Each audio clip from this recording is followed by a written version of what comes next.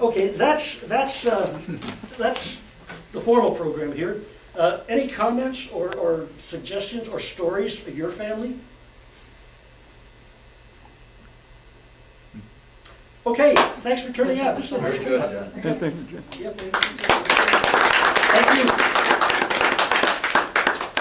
Can you take questions? Yeah, sure. You mentioned Wisconsin got as far as Urbana, then it turned north, or did it join in with Sherman across Georgia? It was part of Sherman to Atlanta, and then the march to the sea to Savannah, and then the march north all the way to very close to, well, near Durham, North Carolina, where the surrender took place.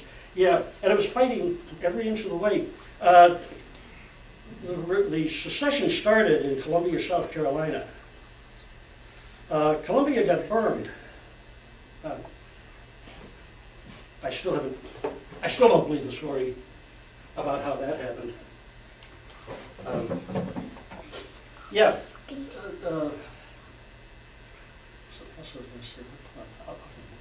Yeah. On the 8th Wisconsin, have you ever tracked the history of one of the commanders, Thomas Jefferson's grandson, John Wales Jefferson? No, I haven't. No.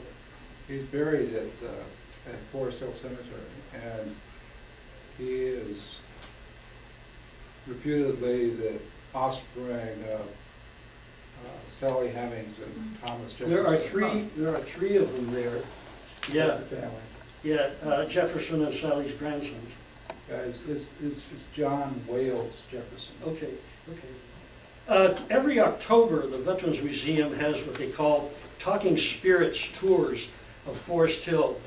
And a bunch of us get together and guide people. And they pick a period of Madison's history, and then they'll find people who are buried there from that period. And they'll get professional actors to dress up. I met Lewis Harvey and I met Lewis Harvey and his wife too. And fighting Bob LaFollette and his wife. They were standing right in their grave. These actors are so good. They had one, a black guy doing Carson Gawley, the chef. He was so good. The people were asking him personal questions. And of course the actors, he didn't know. Those are interesting tours if you ever have a chance and you feel like walking for an hour. That's just a fantastic cemetery. If you've been down to the Veterans Museum downtown too, that's really a world class. And if you get the chance, the brand new Kenosha Midwest Civil War Museum is just a remarkable place to go to. It's worth the trip to Kenosha. It's just remarkable. Yes. When they signed up, did they know length of time? That they signed up for 90 days. 90 days. But while they were still at Camp Randall, they got the word, 3 years or you're going to have to go home. Well, who wanted to go home?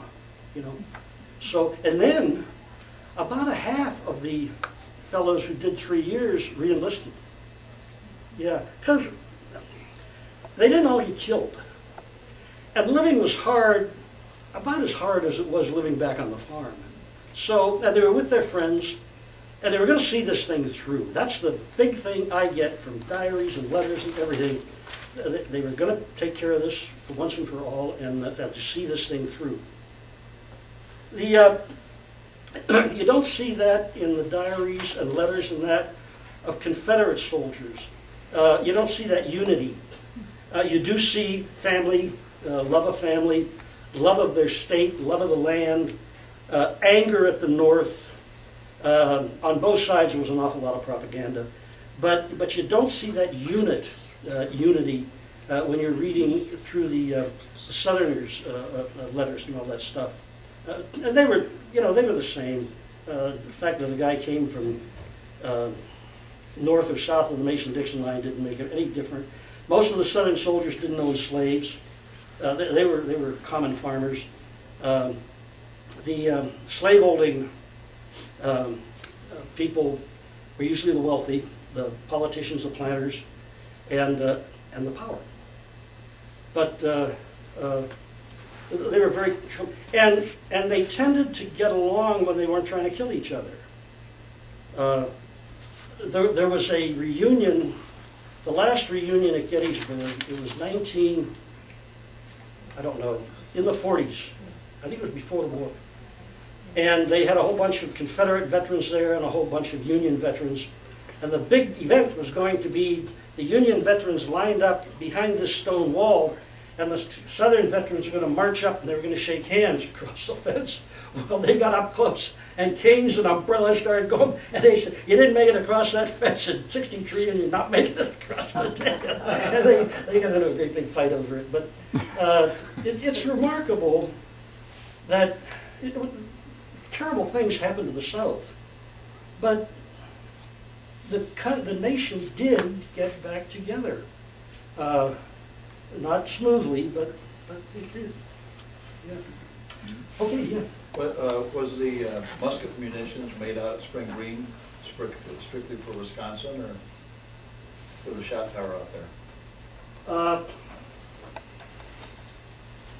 Wait a minute, I got these backwards.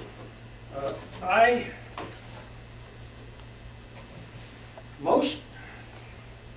don't know.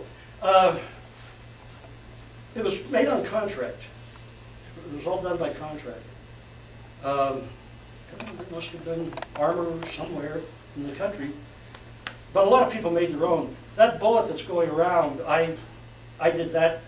I used to, when I got out of service, I would shoot in a competition unit. I didn't have enough to buy a musket. A brand new Civil War musket was about $65 back then. Now a reproduction is about $750. But the one problem I had in shooting, I'd borrow one, you got to know a friendly plumber, because you go through a lot of lead. Okay, thanks.